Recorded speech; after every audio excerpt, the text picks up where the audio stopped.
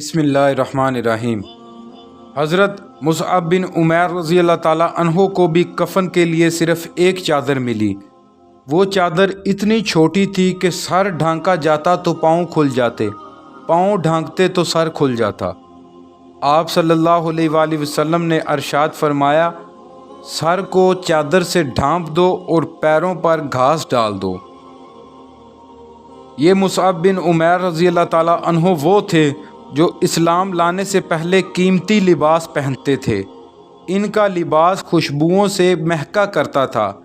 आज इनकी मैयत के लिए पूरा कफन भी मुयस्सर नहीं था। बाकी शुहदा को इस तरह कफन दिया गया कि एक एक चादर में दो दो तीन तीन लाशों को लपेटकर एक ही कब्र में दफन किया गया। फिर आप सल्लल्लाहु अलैहि वसल्लम ने शुहदा पर नमाज जनाजा अदा फरमाई। ग़ज़वा उहद के शुहदा में हज़रत अब्दुल्ला बिन हजश रज़ी अल्लाह ताला अन्हो भी थे। इन्होंने एक दिन पहले दुआ की थी, ए अल्लाह, कल किसी बहुत ताकतवर आदमी से मेरा मुकाबला हो जो मुझे कत्ल करे, फिर मेरी लाश का मसला किया करे, फिर मैं क़यामत में तेरे सामने हाजिर हूँ तो तू मुझसे पूछे, ए अब्दुल्ला, तेरे नाक और कान किस वजह से काटे गए? तो मैं कहूँगा कि तेरी और तेरे रसूल की अताअत की वजह से, और इस वक्त अल्लाह ताला फरमाएं तूने सच कहा। चुनाचा ये इस लड़ाई में शहीद हुए और इनकी लाश का मसला किया गया। लड़ाई के दौरान इनकी तलवार टूट गई थी। तब हजूर नबी करीम सल्लल्लाहु अलैहि वसल्लम ने इन्हें खजूर की एक शाख अता फरमाई। वो इनके हाथ में जाते ही तलवार बन गई और ये इसी से लड़े। इस जंग में हज़रत जाबिर के वालिद हज़रत अब्दुल्ला बिन उमरो रज़ी अल्लाह ताला अन्हो भी शहीद हुए थे। इनके चेहरे पर ज़ख़म आया था। इस ज़ख़म की वजह से जब इनका आखिरी वक्त आया तो इनका हाथ इस ज़ख़म पर था। जब इनकी लाश उठाई गई और हाथ को ज़ख़म पर से उठाया गया तो ज़ख़म से खून जारी हो गया। इस पर इनके हाथ को फिर ज़ख़म पर रख दिया गया। जूँ ही हाथ रखा गया खून बंद हो गया। हज़रत अब्दुल्ला बिन उमरो और हज़रत उमरो बिन जमूह रज़ी अल्लाह अन्हुमा को एक ही कब्र में दफन किया गया था। काफ़ी मुद्दत बाद उहद के मैदान में सैलाब आ गया। इससे वो कब्र खुल गई। लोगों ने देखा कि इन दोनों लाशों में ज़रा भी फ़र्क नहीं आया था, बिल्कुल तरोताज़ा थी। यूँ लगता था जैसे अभी कल ही दफन की गई हों। हज़रत अब्दुल्ला बिन उमरो रज़ी अल्लाह ताला अन्हो का हाथ इसी तरह इस ज़ख़म पर था। किसी ने इनका हाथ हटा दिया। हाथ हटाते हुए खून जारी हो गया। चुनाचा हाथ पर ज़ख़म पर हाथ फिर ज़ख़म पर रख दिया गया। हज़रत उमीर मुआविया रज़ी अल्लाह ताला अन्हो ने अपने दौर में मैदान उहद से एक नहर खुदवाई। ये नहर शुहदा की कब्रों के दरमियान से निकाली गई। इसलिए इन्होंने लोगों को हुक्म दिया कि अपने अपने मुर्दों को इन कब्रों से निकाल कर दूसरी जगह दफन कर दें। लोग रोते हुए वहाँ पहुँचे। इन्होंने कब्रों में से लाशों को निकाला तो तमाम शुहदा की लाशें बिल्कुल तरोताज़ा थी, नरम मुलायम थी। इनके तमाम जोड़ नरम थे और ये वाक़या ग़ज़वा उहद के 40 साल बाद का है। हज़रत हमज़ा रज़ी अल्लाह ताला अन्हो की लाश निकालने के लिए इनकी कब्र खोदी जा रही थी तो इनके पाँव पर कुदाल लग गई।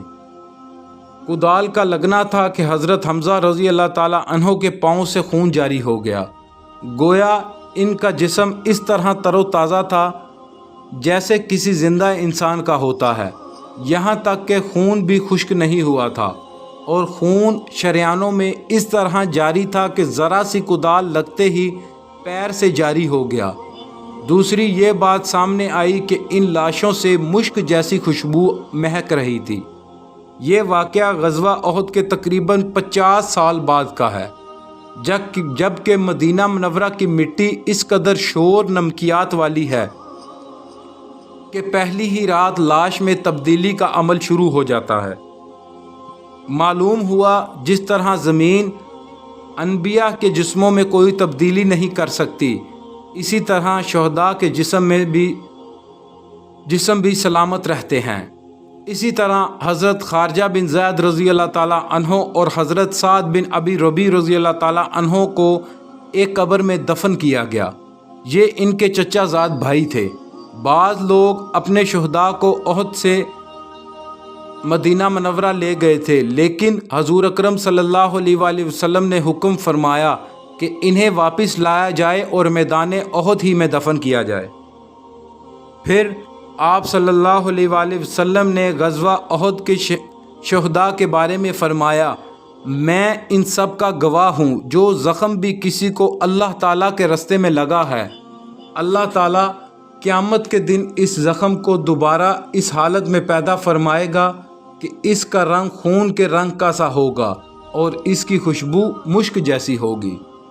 غزوہ احد میں شہید ہونے والے صحابہ میں حضرت جابر رضی اللہ تعالیٰ عنہ کے والد عبداللہ رضی اللہ تعالیٰ عنہ بھی تھے۔ حضور نبی کریم صلی اللہ علیہ وآلہ وسلم نے حضرت جابر رضی اللہ تعالیٰ عنہ سے فرمایا، اے جابر، کیا میں تمہیں ایک بات نہ بتا دوں؟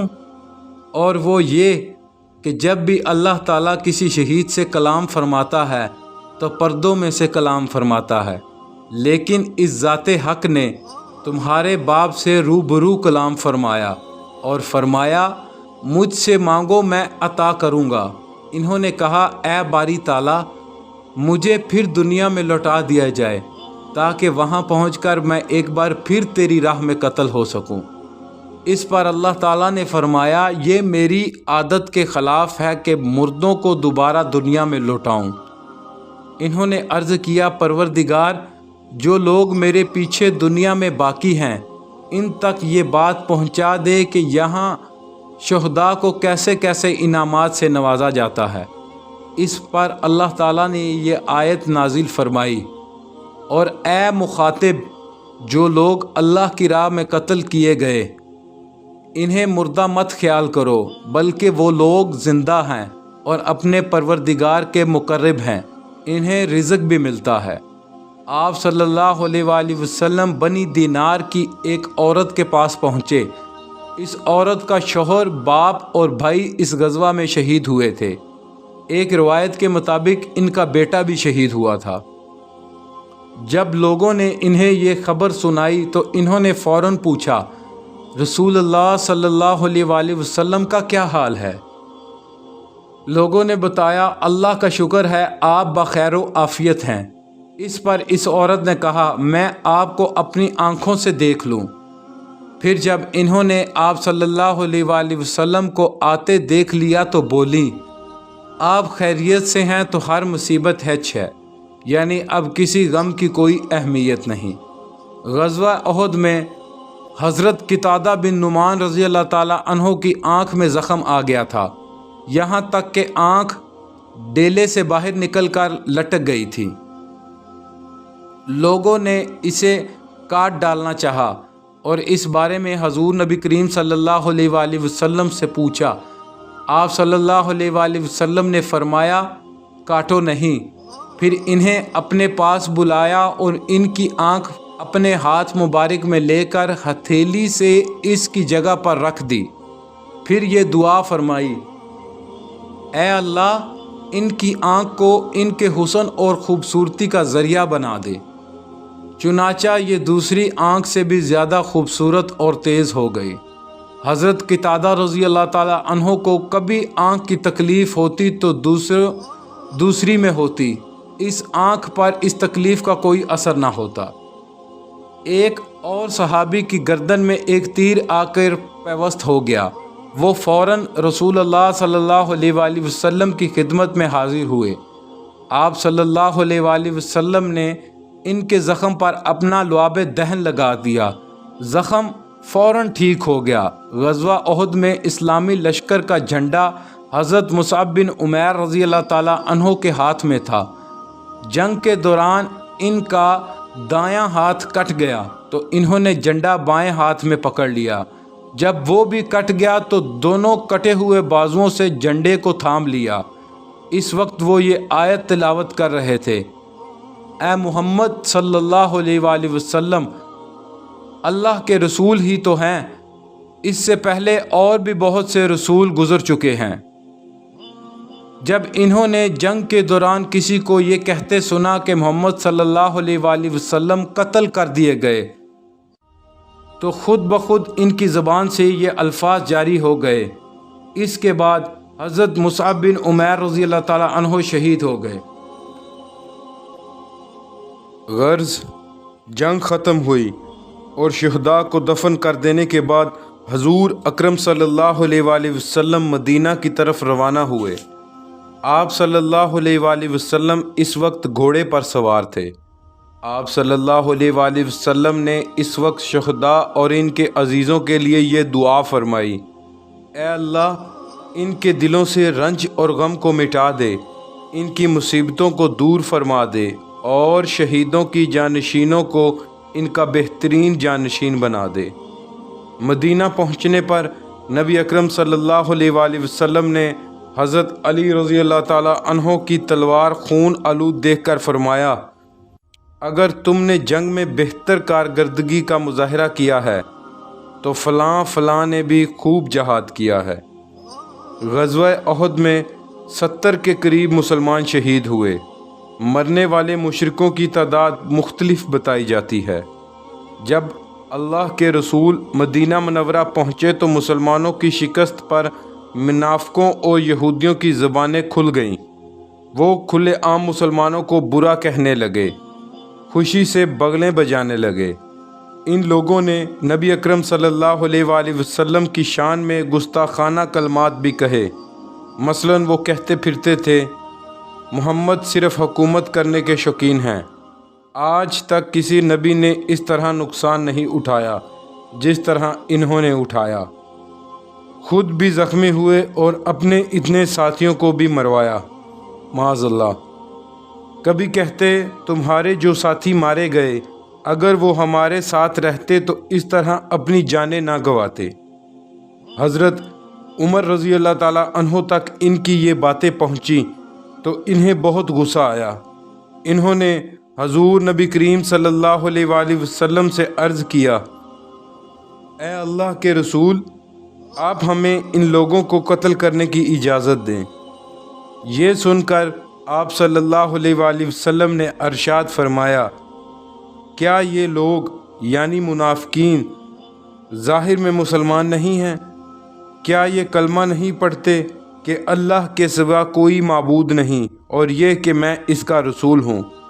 حضرت عمر رضی اللہ تعالی عنہ نے عرض کیا: بے شک کرتے ہیں، لیکن یہ لوگ ایسا تلوار کے خوف سے کرتے ہیں۔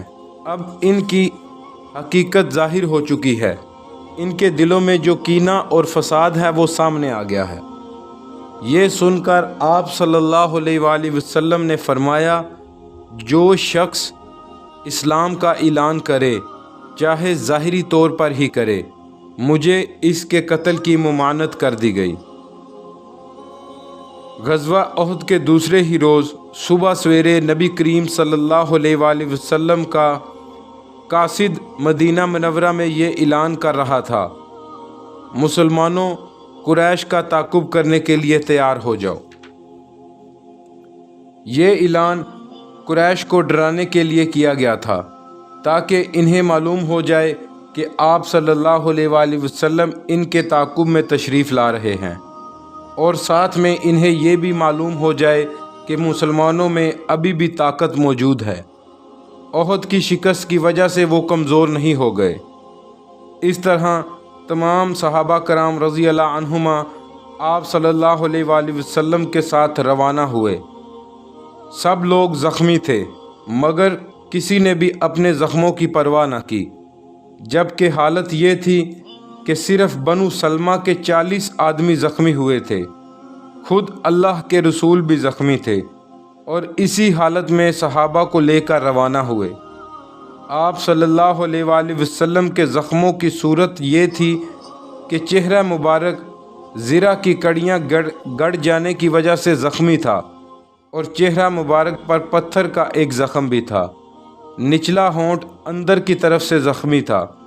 ایک روایت میں اوپر کا ہونٹ زخمی ہونے کا ذکر بھی موجود ہے۔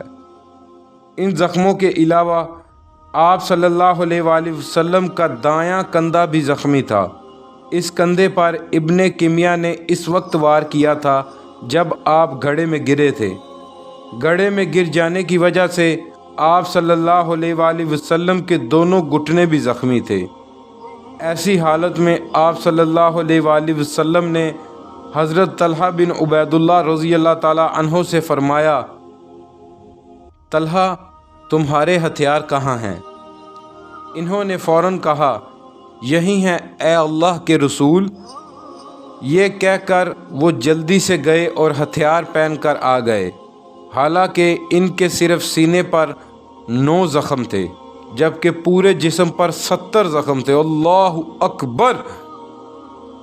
آپ صلی اللہ علیہ وآلہ وسلم کا لشکر آگے بڑھتا چلا گیا، یہاں تک کہ حمراء الاسد کے مقام پر ٹھہرا۔ یہ جگہ مدینہ منورہ سے تقریباً 12 کلومیٹر ہے، 12 کلومیٹر دور ہے۔ اس مقام پر مسلمانوں نے 3 دن تک قیام کیا۔ ہر رات میں صحابہ کرام رضی اللہ عنہما اپنے پڑاؤ میں جگہ جگہ آگ روشن کرتے رہے تاکہ دشمن کو دور سے روشنیاں نظر آتی رہیں۔ اس تدبیر سے دشمن نے خیال کیا کہ مسلمان بڑی تعداد کے ساتھ آئے ہیں، چنانچہ ان پر رعب پڑ گیا۔ اس مہم کو غزوہ حمراء الاسد کہا جاتا ہے۔ حضرت جابر بن عبداللہ رضی اللہ تعالی عنہ فرماتے ہیں کہ اس غزوے میں مسلمانوں کے پاس کھانے کے لیے صرف کھجوریں تھیں یا پھر اونٹ ذبح کیے جاتے تھے۔ کفار نے جب یہ خبریں سنی کہ مسلمان تو ایک بار پھر تیاری کے ساتھ میدان میں موجود ہیں تو وہ مکہ کی طرف لوٹ گئے۔ جب حضور اکرم صلی اللہ علیہ وآلہ وسلم کو یہ اطلاع ملی تو آپ صلی اللہ علیہ وآلہ وسلم نے بھی مدینہ منورہ کوچ فرمایا۔ حمراء الاسد کے مقام پر مسلمانوں نے ابو عزہ شاعر کو گرفتار کیا۔ یہ شخص مسلمانوں کے خلاف اشعار کہا کرتا تھا۔ غزوہ بدر کے موقع پر بھی گرفتار ہوا تھا۔ گرفتار ہو کر حضور اکرم صلی اللہ علیہ وآلہ وسلم کے سامنے لایا گیا تھا تو گڑ گڑانے لگا تھا۔ آپ صلی اللہ علیہ وآلہ وسلم نے اس شرط پر اسے چھوڑ دیا تھا کہ آئندہ مسلمانوں کے خلاف اشعار نہیں کہے گا، لیکن یہ اپنے وعدے سے پھر گیا تھا اور مسلمانوں کے خلاف اشعار کہتا رہا تھا۔ اس موقع پر یہ پھر گرفتار ہوا۔ اب پھر اس نے رونا گڑگڑانا شروع کیا، لگا معافی مانگنے۔ اس نے کہا، اے محمد مجھے چھوڑ دیجئے، مجھ پر احسان کیجئے، میری بیٹیوں کی خاطر رہا کر دیجئے۔ میں آپ کے سامنے عہد کرتا ہوں کہ آئندہ کبھی ایسی حرکت نہیں کروں گا۔ حضور اکرم صلی اللہ علیہ وآلہ وسلم نے ارشاد فرمایا، نہیں، اب تو مسلمانوں کو دکھ نہیں پہنچا سکے گا، اب تو مسلمانوں کو دکھ نہیں پہنچا سکے گا۔ اس کے بعد اسے قتل کر دیا گیا۔ حضور اکرم صلی اللہ علیہ وآلہ وسلم نے اس موقع پر یہ بھی ارشاد فرمایا، مومن ایک سوراخ سے دوبارہ نہیں ڈسا جا سکتا۔ حضور اکرم صلی اللہ علیہ وآلہ وسلم کے اس فرمان کی وضاحت علماء نے یہ لکھی ہے کہ مومن کو چاہیے کوئی اسے دھوکہ دے تو اس سے ہوشیار رہے اور پھر اس کے دھوکے میں نہ آئے۔ اللہ پاک پڑھنا اور سننا قبول فرمائے۔